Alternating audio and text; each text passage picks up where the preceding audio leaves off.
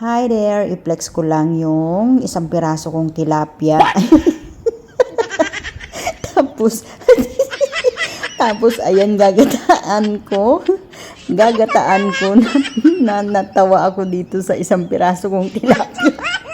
Gagataan ko, lagyan natin ito ng dalawang coconut cream. Ayun, ito lang ang gagawin nating tubig na mas masarap sana kung talagang yung tunay na gata, kasi para maglatik-latik siya, hindi naman maging latik yung mga lang ganitong pekeng di ba, yung mga cream na coconut cream. At ito na nga, ang dami ko talagang nagagawa sa pagre-reels kasi palagi akong nasusunugan. Buti na lang naamoy ko ito ay sunog na pala yung umitim na pala yung nasa baba. So ayan na nga, maghahain na ako at kakain na ako.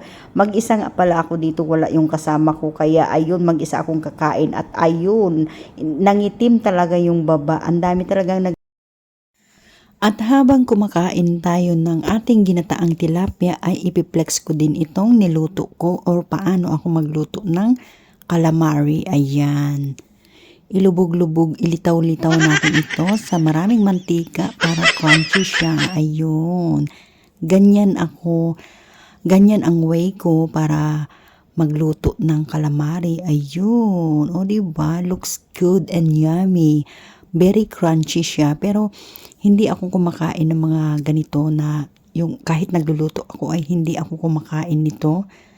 So ayan na nga, ito na lahat ng ito na yung huli na lulutuin natin at ito na lahat ng kabuuan ng ating niluto. Bali isang lang to, isang pirasong pusit. Thank you for watching, everyone.